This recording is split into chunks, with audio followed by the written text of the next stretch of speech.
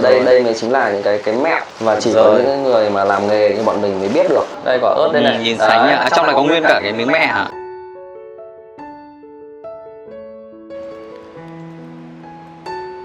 Hồ Tây trước đây còn có tên gọi khác như đầm Sa Cáo, hồ Kim Ngưu, Lãng Bạc, Dâm Đàm, Đoài Hồ, là một trong những hồ nước tự nhiên lớn nhất của thủ đô Hà Nội, diện tích lên tới 500 ha với chu vi là khoảng 15 km. Có từ thời Hùng Vương, lúc đó còn là một bến nằm giáp sông Hồng. Vào thời Hai Bà Trưng, bến này ăn thông với sông Hồng, bao bọc quanh là rừng cây lớn. Hồ này chắc là nhiều cá rô nhỉ chú nhỉ? Còn cá chê. Đưa con nào chưa cô? Có, được mấy con cá chê rồi. Ngày nay, Hồ Tây không chỉ là một lá phổi xanh, điều hòa không khí cho thủ đô, mà cũng là một địa danh thu hút khách du lịch, cũng như các bạn trẻ trong độ tuổi lứa đôi. Chúng ta đang đứng là ở ngay Hồ Tây các bạn nhé. Đây là một trong những cái hồ mà lớn nhất của Hà Nội luôn ấy. Nếu mà tính theo tổng chiều dài của cái hồ này có khi nó phải rơi đến 20 cây số các bạn ạ. Trong cái video này thì mình sẽ giới thiệu cho các bạn một quán nướng mà nếu như mà các bạn đi chơi Hồ Tây này thì các bạn có thể ghé qua. Đấy là cái quán nướng, nó nằm ngay ở phía bên kia thôi, đi khoảng tầm mấy trăm mét thôi. Ở đấy thì có khoảng 2 đến 3 quán nướng. Tuy nhiên mình chọn quán này bởi vì lý do không hẳn là do chất lượng đồ ăn mà nó còn liên quan đến gọi là cái tầm nhìn, cái view, cũng như là cái không gian quán nó khá là gần gũi và nó không quá là sang trọng ấy. Còn những quán còn lại thì người ta theo cái kiểu nhà hàng sắp xếp theo cái thứ tự ưu tiên, thì mình lại ưu tiên những cái quán nó gần gũi hơn. Trong cái thời gian vừa rồi thì mình cũng nhận được rất là nhiều những cái phản hồi từ khán giả của mình nói rằng là mình nhận quảng cáo. Thì mình nói thẳng với các bạn là gì? Mình không quảng cáo cho quán các bạn nhé. Quảng cáo có nghĩa là gì? Có nghĩa là khen hết lời để làm sao lôi kéo các bạn đến ăn quán đó mà không biết nó ngon hay nó dở như thế nào cả. Còn đối với mình ấy thì mình đến bất kỳ một quán nào mình cũng đều nhận xét một cách khách quan theo đúng cái cảm nhận của mình. Thực ra trên khía cạnh khi mà các bạn làm nghề như mình thì các bạn mới hiểu được rằng là mình tiếp nhận rất nhiều thông tin giới thiệu quán từ các bạn khán giả, và mình có đi thẩm định trước khi mà mình quay. Quán nào mình cảm thấy ok thì mình quay, và không tránh khỏi được cái việc là có những quán người ta cũng mới mở, người ta cũng ngon nhưng mà tại sao mình không đến quay, và có thể là người ta cũng liên hệ với mình và liên hệ với cả những kênh khác. Theo mình nghĩ rằng là cái việc trùng hợp nó là ngẫu nhiên. Còn nếu như các bạn để ý kỹ, các bạn sẽ thấy là kênh của mình không trùng hợp với nhiều kênh khác, bởi vì lý do mình cũng đã lựa chọn hết sức rồi. Còn mình cũng chia sẻ thêm với các bạn, nếu như các bạn hiểu mình ấy, mình đã hy sinh rất nhiều để xây dựng lên cái kênh Hà Nội Food này rồi. Mình đã bỏ rất nhiều tiền vào rồi, và mình cũng đã làm tất cả mọi thứ để tạo cái uy tín cho kênh, và mình chắc chắn là mình cũng muốn giữ cái uy tín đó, bởi vì là mình biết cũng rất nhiều bạn tin tưởng vào kênh của mình, và đó làm cho mình trọng trách càng ngày càng lớn lên. Ai mà chẳng muốn có tiền đúng không các bạn? Bởi vì là YouTube này đâu có kiếm được nhiều tiền đâu. Thực sự mình chia sẻ có rất là nhiều quán cũng mời mình theo hình thức quảng cáo đấy, nhưng mà đa phần là mình đều không nhận. Mặc dù là mình rất cần tiền nhưng mình không nhận các bạn ạ. Những cái quán đó mình rất là đề phòng, bởi vì người ta nằm trong số những cái trường hợp ví dụ như là quán không ngon này, người ta mời mình để cho đông khách hơn này, quán mới mở này, hay là những quán mà bị một trong những cái thiên tai địch họa thì đấy, ví dụ như đợt Covid này người ta vắng khách, người ta cũng mời mình. Còn bây giờ không nói rông dài nữa thì mình sẽ dẫn các bạn đến cái quán ăn mà mình giới thiệu ngày hôm nay các bạn nhé. Cái đường này bắt đầu vào chiều tối là nó bắt đầu nó đông lên các bạn ạ. Người ta đi làm về. Đây các bạn thấy này, xung quanh đường này người ta dựng xe ở đây để hóng mát này, bởi vì ở đây nó rất là mát, nó là một cái eo của cái hồ lớn này. Cách không xa khu vực check-in chụp ảnh của các bạn trẻ mỗi buổi hoàng hôn, nằm trong khu vực khá yên tĩnh của Hồ Tây nhưng cũng không kém phần lãng mạn. Trong clip này, chúng ta hãy cùng nhau khám phá một trong những quán nướng mà bạn có thể dừng chân sau những phút giây lãng mạn bên người ấy. Đến cái đoạn này các bạn thấy là sáng đèn hơn này. Ở đây thì bắt đầu là có những cái nhà hàng, được quán cà phê này. Đây bên này nó như kiểu là cái nhà hàng này. Quán ở bên này cũng rất là rộng các bạn này, ngồi đây cũng khá hay, tuy nhiên thì nó không nhìn view ra hồ. Đây này, cái quán mà mình chỉ cho các bạn đây nhá. Vào buổi tối mà cái đợt mà không có dịch ấy thì người ta ngồi tràn ra bên này, rất là hay này. Đấy, và vừa nhìn được cái không gian hồ luôn. Đấy là cái lý do mà mình giới thiệu cho các bạn ở cái chỗ này.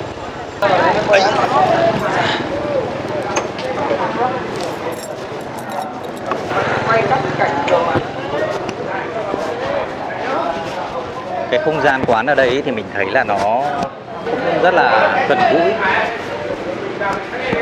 Lúc đầu tiên nhá, lần đầu tiên mình đến đây mình tưởng đây là nó là cái gương cơ, nhìn nó như là cái gương luôn ấy, nhưng mà thực ra không phải, đây là hai bên là thông nhau.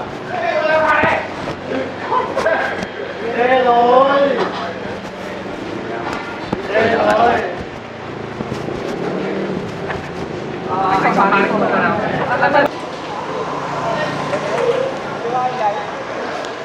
bây giờ có khi là mình sẽ ngồi cái chỗ này cho các bạn. Chỗ này thì tí nữa máy quay nó hướng về đây, các bạn sẽ nhìn được nhiều hơn đấy. Quán này thì mình thích ngồi cái kiểu là như thế này, là thoáng ấy. Em ơi, anh cho em gửi menu. Nhà em thì chuyên về nướng than hoa với lại lẩu Thái ạ. Hôm nay anh ăn nướng hay là lẩu ạ? Hôm nay thì anh đến đây chủ đích là anh ăn nướng ấy. Thì hôm nay mình sẽ giới thiệu cho các bạn cái món bò. Hôm trước anh thấy là vai bò, hôm nay đổi thành bò 86 em. Dạ vâng, bò 86 này là món đặc trưng của nhà hàng em ấy. Đặc trưng thì... Nhưng mà cái từ 86 này ý nghĩa là gì đấy? Là 86 có nghĩa là tên quán của quán em ấy ạ. À, địa chỉ. Dạ vâng. Địa chỉ anh quên mất. Đến quán nướng thì mình nghĩ rằng là mình nên gọi. Giải ấy nhỉ? Ok, cho anh thêm cả nầm này nhá. 60.000 này, thịt dài là 55.000 này. Còn là cái bò 65.000 các bạn nhá. Anh ăn thêm bánh mì Kim chi này, cho anh thêm kim chi đi. Dạ. Bánh mì bơ để anh ăn cho nó no. Thêm cái củ quả nướng này đi nhá. Còn cái món nào em muốn giới thiệu? Mặt mẻ nào? Là cái gì đấy em? Cho anh một coca nhá. Một bia Sài Gòn 20 nhá. Một ba chỉ heo này. Cho anh bò úp nướng tảng đi. bò úp nướng tảng. Bò úp nướng tảng 99.000 các bạn ạ. Một mực trứng nữa. Anh ơi, mình gọi như thế thì có cảm thấy bị nhiều không ạ? Không, thực ra thì anh đi 2 người nhưng mà anh muốn lấy nó nhiều thì để anh review cho khán giả của anh xem ấy. Đấy thì em cứ lấy cho anh như thế đi nhá. Thêm mực trứng với cả bò úp nướng tảng nhá. Ok, anh cảm ơn. Mình gọi nhiều một chút ấy. Thực ra thì 2 người thì mình nghĩ rằng mình sẽ trừ đi 2 món. Trừ đi 2 món trong số này là vừa. Bởi vì cái thời gian gần đây thì cũng có nhiều bạn khi mà mình review một quán thì mình gọi ít món quá. Trong khi đấy các cái món khác lại phù hợp với cả nhu cầu của một số bạn thì các bạn lại không được thưởng thức. Bây giờ mình sẽ đột nhập vào trong gian bếp thử xem như thế nào. Em ơi, Dạ. cho anh hỏi gian bếp nhà mình ở chỗ nào nhỉ? Gian bếp chế biến nhà mình ấy. Anh ơi, bếp nhà em là ở chỗ này. Mình đi vào trong này xong rẽ tay phải. Anh xin phép anh vào đấy nhá. Dạ Anh vâng vào. ạ. Đúng rồi. Anh ơi, lột đồ.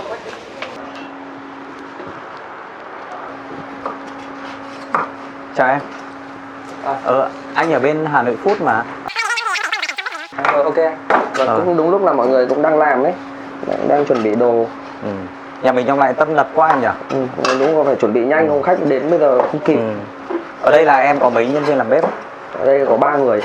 Chắc anh thấy em mặc áo này có vẻ là em là bếp chính đúng không? À đúng rồi anh ơi. Nhìn đến cái bò tươi ngon nhỉ? Đúng rồi. Cái này đã thịt bò là phải ăn tươi thì ăn nó mới mềm mới ngon được.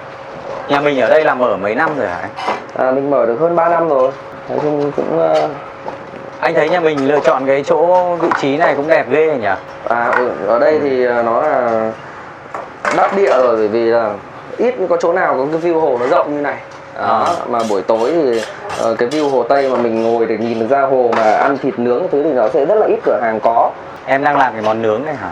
Đây là món chủ đạo ở trên quán là món bò nướng. Ở quán mình thì chuyên những cái đồ nướng rồi. Ồ, miếng thịt lại to nhỉ? Đây là một cái u của con bò. Đó, cái phần u vai con bò là có một cái u thôi. Thì cái này là sẽ dùng để làm món gì đấy? Cái này cũng là một phần để làm thịt nướng. Đó, tóm lại là nhà mình phải có rất là nhiều những cái miếng thịt nướng khác nhau. Đây mọi người thấy những cái u bò ngon nhỉ? Đấy, bên trong đó mọi người ăn. Đấy, bên trong nó sẽ có những cái phần thớ thịt, những cái phần gân. Thích nhỉ? Ăn cái này thì nó không bị kiểu khô đúng không? Đúng rồi. Mấy cả là cái u con bò thì cái tỷ lệ gân và thịt nạc trong này nó gần như là tỷ lệ giống nhau, 1-1. Cứ một phần gân, một phần nạc, một phần gân, một phần nạc. Như này ăn nó sẽ rất là giòn. Khi mà mình thái cái miếng thịt bò này, tại sao là nó lại mềm và nó ngon được thì mình phải thái đúng thớ. Ví dụ như này gọi là dọc thớ này. Đấy, dọc thớ này mà nướng lên ăn thì thôi không ăn được, nó rất là dai và nó sẽ bị mắc vào răng của mình. Rồi. Đấy, nó là một trong cái miếng này mỏng thì em phải thái chéo đúng không? Đúng rồi, phải thái chéo. Đấy, còn ví dụ như này là mình phải chéo thang. Đó, ví dụ như cái thao tác như này làm sao để thái được vẫn to bản mà vẫn đúng thớ thì là mình phải cầm chéo con dao như này. Đó, mình cầm chéo sang, mình thái. Rồi. Mình thái như này sang. Đó. Thì nó vẫn được to bản. Đấy, vẫn đúng thớ của nó. Rồi. Đó, thái đến khi nào nó vào thớ thì thôi. Còn tiếng này cũng thế, chéo sang một tí. Đó, thì nó sẽ đúng cái thớ. Cảm giác như lúc thái nó đã thấy mềm rồi. Chứ chưa tính đến việc là mình ăn, thái nó đã thấy mềm ngon rồi. Cái miếng thịt nướng này nếu mà mình thái mà nó bị mỏng quá thì ăn nó có sao không hả Chiến? Nói chung là nếu mà thịt bò mà mỏng quá thì nó giống như là nó bị chín nhanh quá mà, thì ăn nó sẽ bị dai, nó giống như là ăn phở tái chẳng hạn. Phở tái thì mình có thể thái mỏng được, nhúng phát là mình ăn luôn. Nhưng mà bò nướng thì mình phải nướng lâu hơn một chút đấy, để bên ngoài nó có cái độ xém ấy thì nó mới đúng như là cái chất thịt nướng được. Nhưng mà nếu mà thái mỏng mà nướng xém như thế thì bên trong nó sẽ khô hết, thì là ăn nó sẽ không còn ngon nữa. Về cái việc mà chọn thịt bò ấy Chiến, đối với cả cái món nướng này thì nên chọn cái miếng thịt bò nó như thế nào để cho ăn nó ngon đấy? Đây, mình sẽ lấy cho mọi người xem một cái miếng thịt như này. Đó. Thì là miếng thịt bò là mình chọn phần nào của con bò. Đây chính là cái phần thăn bên trong, gọi là thăn chuột. Tức là mỗi con bò nó sẽ có một hai cái thăn chuột ở hai phần hông lưng ấy. Đó, và nó tùy theo cái cân nặng của con bò tổng hợp thì là cái phần thăn này nó sẽ có những cái kích cỡ khác nhau. Nhưng mà về bản chất nó phải là cái phần đấy của con bò. Đó, thì gọi là thăn chuột. Thì con bò, ví dụ như con bò nặng khoảng 300 cân thì nó chỉ có khoảng tầm 5 đến 6 cân thăn chuột này thôi. Tức là cái tỷ lệ rất là ít. Và đây sẽ là phần mềm nhất của con bò. Sao chỗ này nó cứ kiểu như là nó bị vỡ ra nhỉ? Đúng rồi, bởi vì là tất cả những cái phần thớ ở đây nó là do cái phần là mình thịt mềm nhất mà. Nó ít bị hoạt động nhất trong người con bò, và vì thế là bản chất nó đã mềm rồi. Đó, nó không giống như phần bắp, nó không giống như những cái phần mông. Đấy, phần bắp và mông mình ra chợ mua được đập vào rất là chắc, đúng không? Đó, nhưng mà cái phần này ấy, nó cảm giác nó đã rất là mềm rồi. Đó, đó là một như trong thế thì như là em làm nhà hàng thì em có thể mà em mua cái này là dễ. Nhưng mà ví dụ như là anh mà đi ra mua chẳng hạn, có thể là không có thì mình có cái giải pháp thay thế miếng thịt khác không? Thực ra thì với những cái này thì nhà hàng họ hay đặt nhiều. Nhưng tuy nhiên thì bình thường ra chợ thì nó sẽ có những cái phần thăn bên cạnh nó, thăn diềm hơn ở bên ngoài. Đó, thì mình cũng có thể mua cái phần thăn đi về.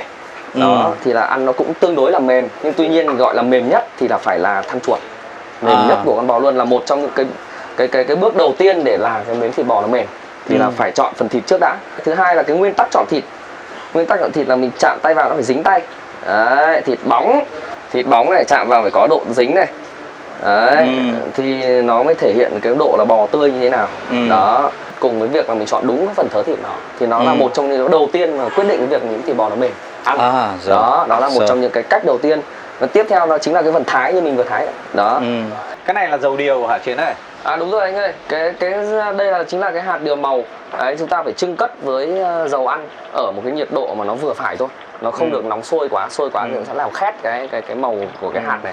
Đấy, khi mà cái dầu nó nóng lên ấy, thì hạt này nó sẽ tiết ra cái màu đỏ. Đó chính là cái màu tự nhiên để chúng ta ướp với thịt, thì nó sẽ làm cho cái miếng thịt nhìn nó hấp dẫn hơn.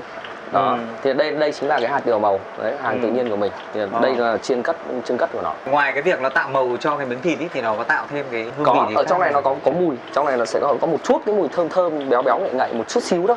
Chỗ này là thịt là bao nhiêu đây hả? Chỗ này là cứ mỗi ngày trung bình là khoảng tầm 5 cân thịt bò riêng như cái món thịt bò này, chưa tính những cái loại khác. Thì về bản chất là nó sẽ có hoa hồi, thảo quả, quế chi giống như các cái phở bò ấy. Thì về bản chất thì nó sẽ sinh là những cái đoạn như vậy.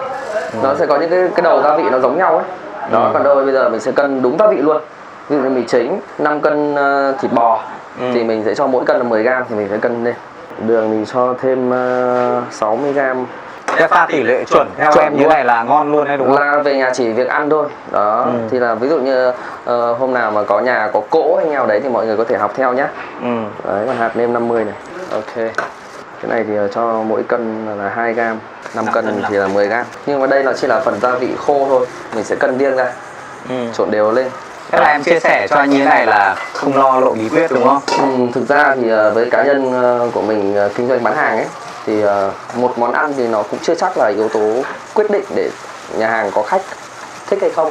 Còn đâu thì nó sẽ do yếu tố bên ngoài, mình bán hàng như thế nào, mình phải là người bán hàng có tâm hay không. Đấy, có làm mọi thứ phục vụ khách hàng có tốt hay không, hay là toàn bộ về giá cả có hợp lý, hay là không tăng mọi thứ nó sẽ phải đồng đều với nhau. Đó, thì nó mới làm cho mọi người có một cái bữa ăn nó ok được. Đây là 5 cân thịt bò, mình cho 100 g dầu hào. Nguyên tắc ướp thịt bò là phải ướp dầu hào trước, để cái dầu hào này nó sẽ vào nó ngấm luôn vào trong thịt. Nếu như mà mình cho cái đồ khô cái vào trước ấy, nó cái độ mặn của nó sẽ làm thịt bò chảy nước ra.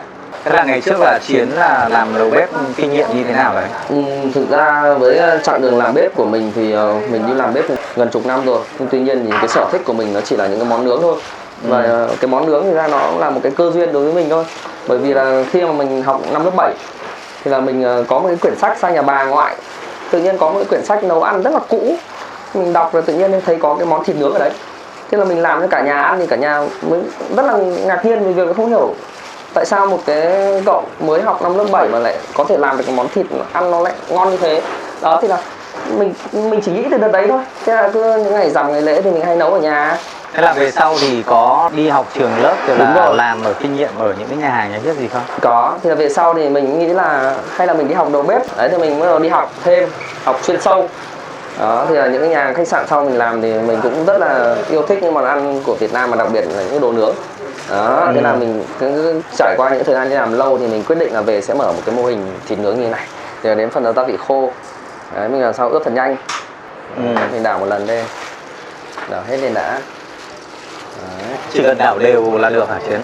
Thực ra một trong những cái bí kíp mà làm nghề của mình ấy, thì riêng đối với thịt bò ấy, thì nó sẽ cần một cái nhiệt độ nhất định để nó thấm được gia vị. Nếu mà nói như thế thì cái này mình phải xử lý tiếp về nhiệt độ nữa đúng không? Tức là nhiệt độ nó chính là việc là nếu như trong một thời tiết nó lạnh chẳng hạn thì thịt bò nó sẽ không ngấm được. Nhưng mà tại sao cái thao tác tay của mình nó lại phải như này? Đấy, đó chính là cái bước này nó tạo nhiệt, tức là nhiệt từ tay mình truyền vào này. Mình phải trà sát đúng rồi, nó sẽ làm ấm. Thứ nhất là nó do phần nhiệt, thứ hai là việc là nó tác động về phần lực này. Đó, thì làm miếng thịt nó cử động mà nó trong lúc cử động đấy nó sẽ ngấm gia vị vào. Đó. Cái tay mình này, cái tay mình luôn luôn cử động này đấy. Tức là nó giống như là tạo ma sát đấy. Thì khi mà ma sát thì nó sẽ có nhiệt. Miếng thịt nó sẽ ấm hơn. Liên tục như này là miếng thịt nó sẽ ấm lên này. Nó ấm lên thì nó sẽ làm cho cái việc là thẩm thấu nhanh hơn. Rồi. Đó. Nhưng mà cái bước này mình cũng phải làm nhanh hơn. Lâu thì là miếng thịt bò nó sẽ chảy nước. Đó, cho đều như này. Phải ép nó xuống. Ép nó xuống để cho những cái phần gia vị từ miếng này, miếng thịt này nó sẽ ngấm sang miếng thịt kia. Đấy, nó sẽ đều. Tiếp theo là mình sẽ phải ướp ngay cái phần làm thơm. Mình sẽ cân mỗi loại khoảng 100g. Cái đầu tiên cho vào là tỏi đúng không? Tỏi. Bây giờ là hành tươi nhỉ? Hành tươi. Đấy, một chút xả. Xả băm. Xả băm. Cũng 100g mỗi loại phải 100g. Trộn đều lên thì tóm lại cái gì cũng phải trộn đều lên thì đến lúc mình cho vào nó sẽ đỡ mất công. Đó, mình sẽ ướp đều lên. Ướp nhanh. Và là nhanh tay bởi vì là thịt bò khi mà nó đã ngấm cái gia vị mặn như rồi ấy, nó sẽ nhanh ra nước. Và tí nữa là cái công đoạn cuối cùng để làm sao để bò nó lại không ra nước được nữa. Thì là nó mới chính là những cái bí kíp nữa. Nó chính là những cái bí kíp để làm thực sự là một cái miếng thịt bò nó ngon. Và nó đúng như cái gì mà mình mong muốn là phải ngấm gia vị nhưng mà lại giữ nguyên được cái độ nước ở bên trong. Bởi vì khi mà cái miếng thịt bò nó giữ được độ nước ấy, thì đến lúc nướng lên ăn nó sẽ rất là ngọt. Nó mềm và nó ngọt. Còn khi mà nó chảy nước ra thì nó không khác gì ăn bò khô cả. Đấy, tức là mình hiểu nôm na như thế. Cái này thì chỉ cần đảo đều là xong. Đảo đều xong đấy, bây giờ bắt đầu cho dầu. Cái này thì đong theo gam luôn hả? Đúng rồi, thì mình phải cho 250g. Vậy thì cái bước này mới là cái bước mọi người tưởng chừng như nó đơn giản, nhưng thực ra bước này mới là cái yếu tố quan trọng để giữ được cái miếng thịt nó không bị ra nước. Rồi. Với cái thuật ngữ chuyên ngành của bọn mình ấy, thì cái bước này gọi là bước đóng. Đóng tức là giống như là mình khóa lại một cái phần dầu ở bên ngoài này, nó sẽ làm khóa lại bề mặt của thịt. Nó cho cái gia vị nó không thoát ra được, nước nó cũng không thoát ra được nữa. Thì đây mới chính là những cái mẹo và chỉ có những người mà làm nghề như bọn mình mới biết được là tại sao ở quán họ làm lại ngon như thế mà mình ở nhà làm họ không ngon được. Đó chính là những cái mẹo. Và đây chính là bước khóa. Tức là gia vị và phần nước của thịt bò nó sẽ không chảy ra nữa. Chúng ta cái dầu này nó vừa làm mềm này, nó tạo cho cái độ ẩm cho thịt. Và bây giờ mình nén nó xuống. Ok, cho nó nghỉ một chút. Và bình thường những cái miếng thịt như này bọn mình phải ướp trước giờ bán hàng khoảng ít nhất nó rơi khoảng tầm 4 tiếng đồng hồ thì là toàn bộ cái phần gia vị nó sẽ thẩm thấu hết vào trong. Còn nếu mà để thực sự ngon chuẩn luôn thì gia đình mình thấy gia đình hay làm tức là phải để qua đêm. Qua đêm ở trong tủ mát. Thế này là đã xong cái việc là đã xong rồi. Một cái miếng thịt bia chỉ cần chờ nướng thôi. Đấy. Thế anh bảo này, cái nước chấm ở đây thì là mình làm từ nước chấm gì đấy hả em? Cái nước chấm đây nó là hai loại. Một loại là sốt me, một loại là sốt quất. Đó, thì là hai loại này nó sẽ tạo nên một cái bước cuối cùng của một bữa ăn ngon hay không thì nó phải có nước chấm đã. Cái me vắt của mình ấy, từ những cái quả me chín thì họ sẽ vắt thành cô thành những cái túi me khô. Từ cái me khô đấy thì mình về mình sẽ hòa tan với nước, mình bóp nó thật nhuyễn ra, bóp nhuyễn với nước ra. Đó, xong rồi nó ra hết phần hột rồi thì mình lọc cái hột đó đi. để cho nó phần nguyên cái phần thịt me thôi. Đấy, thì là mình phải đun cô lên với nước mắm này, với đường này, tỏi này, một chút ớt nữa. Cho đường làm sao mà mình nếm đến mức nào nó cân bằng với nhau, nó không bị chua gắt lên, nó cũng không bị ngọt lịm quá. Thì đó là phần cân bằng đường. Nhưng mà khi mà nước chấm mà chỉ có mỗi chua với ngọt không thì nó cũng không đủ.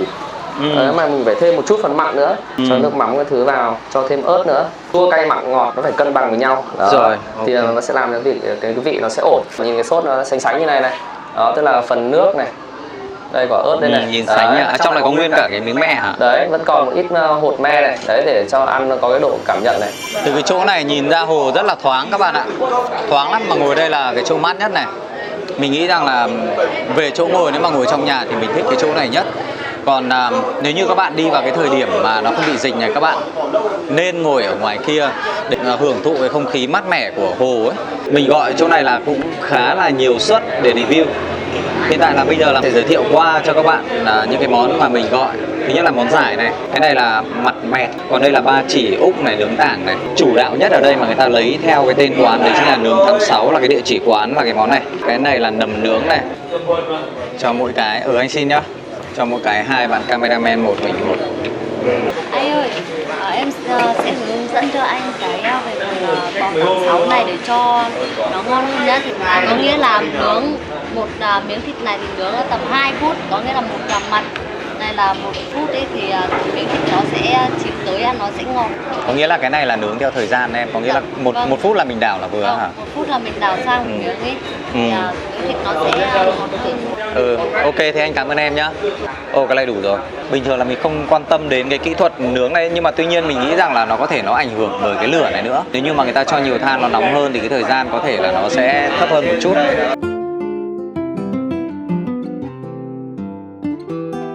Đây, hôm nay mình nghe đúng cái lời bạn nhân viên, bạn ấy hướng dẫn mình đây, xem nó có khác lạ hay không ấy. Cũng chín thật rồi các bạn này. Ở phía trong nó vẫn còn hơi cái màu đào ấy, như này là chín rồi này. Cái này thì ở đây người ta có 2 cái loại nước chấm. Đây, nước bên này là nước chấm me này, còn nước bên này là nước chấm quất này. Nước chấm me này mình thấy là khá đậm này, cái màu me rất đặc trưng. Hương vị rất là đặc trưng của me, chua chua, không chua quá các bạn nhé. Ngon, chua vừa, hơi có vị cay, đã là hơi bột bột nữa các bạn ạ.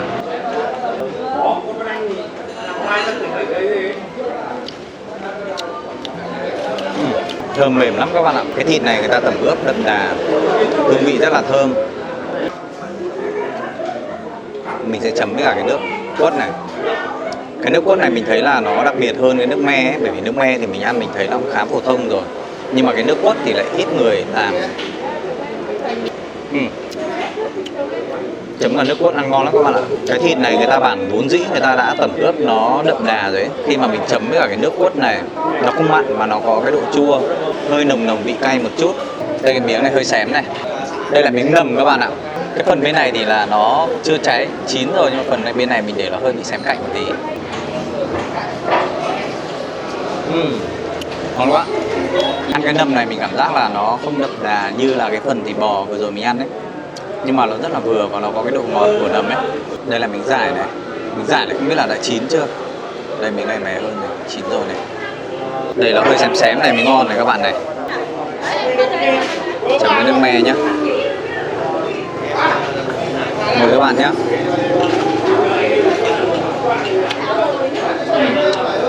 Cái cảm nhận đầu tiên khi mà mình chấm với nước me thì mình thấy nó ngọt. Nhai kỹ vào thì thấy là cái hậu vị của nó lại chua. Đúng cái hương vị đặc trưng của me. Mùa này không có trứng các bạn ạ. Chấm cái nước này thì mình thấy ngon hơn này.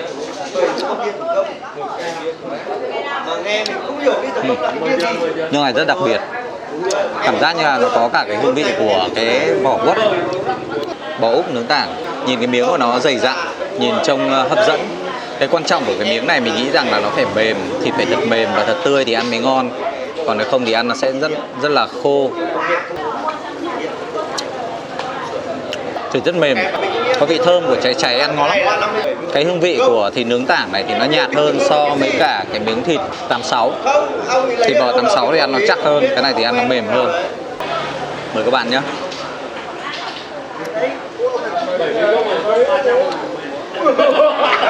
Cứ cho là 300 đi. Ăn hơi nhạt chút. Đấy, có vẻ như là nó chưa ngấm gia vị ấy. Vâng. Đấy, nhẹ ớt. Hôm ăn ở đây lấy bia ra đây. Miếng này thì hơi dai chút. Ăn thì rất mềm luôn. Hôm qua nghe tự nhiên tụi câu anh nhắc đến. Cái miếng lúc nãy thì mình không thấy trứng này, miếng này mình thử xem là nó có trứng hay không.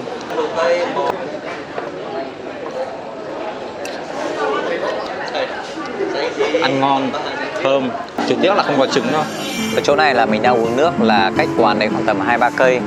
Chỗ này là ngã ba này, giao giữa phố Từ Hoa và phố Âu Cơ. Theo như mình thấy ở cái quán đấy các bạn nhé, thì cái điều mà mình động lại nhất bây giờ ấy, đấy chính là cái món thịt bò nướng 86 ấy. Cái món này ăn rất là mềm luôn, người ta tẩm ướp rất đậm đà và cái hương vị ăn rất ngon. Ngoài ra thì nó lại được bổ sung bởi cái nước chấm me và nước chấm quất ấy. Hai cái nước chấm này nó thuần chua chứ nó không đậm đà, thì nó bổ sung được cho cái món thịt bò này. Nói chung là mình chấm là món thịt bò này ăn rất là ngon. Tuy nhiên thì đối với cả món thịt bò Úc nướng tảng ấy thì mình lại hơi thất vọng một chút, bởi vì là mình kỳ vọng nó rất là cao là nó ăn nó phải tan trong miệng như thế nào đấy. Tuy nhiên thì khi mà ăn vào ấy thì mình thấy là ăn nó hơi nhạt, nó không ngấm gia vị, nó cũng rất là mềm, tuy nhiên ăn nó lại bị dai, ăn có miếng nó bị dai các bạn ạ, thì hơi thất vọng một chút. Còn về cái món mực trứng ấy thì ăn nó thuần là mực thôi, nó không có trứng, cũng hơi là tiếc nuối cho cái món này. Tuy nhiên cái mùa này thì nó không có trứng thì mình không đánh giá về cái món này nữa. Các cái món khác thì mình nghĩ rằng là cái gia vị nó tẩm ướp cũng ngon. Giá cả thì mình nghĩ rằng là so cái bữa ngày hôm nay của mình là 2 người ăn thì hơi thừa, nhưng mà 3 người ăn thì hơi thiếu. Chung quy lại mình tính là mỗi người trung bình chắc khoảng 250.000 thì vừa. Với cái mức giá 250.000 thì mình nghĩ là nó cũng không quá cao và cũng không thấp. Nói chung nó ở mức trung bình, có thể chấp nhận được cho cái quán ăn ở đây. Nếu mà đánh giá về một quán ăn thì nên đánh giá về đồ ăn ạ. Thì thứ nhất là nó tươi rồi nhá. Nhưng mà thứ hai do nó tươi, mới cộng thêm nước lẩu ngon thì món ngon sẽ ngon hơn. Còn nếu mà là đóng góp ạ, đóng góp thì em nghĩ là, nhưng mà đóng góp của em nó hơi hoang đường tí, bởi vì em đang hơi nóng, em rất cần điều hòa. Đặc biệt là rất là thích nước chấm ở đây. Mà về nước chấm thì mình lại hay thích chấm cái gia vị chanh ớt như ngày xưa bình thường thôi. Thì là mình hay gọi thêm cái gia vị chanh ớt để mình chấm cho vừa miệng của mình. Rất là cảm ơn các bạn đã xem hết video này. Còn bây giờ xin chào và hẹn gặp lại.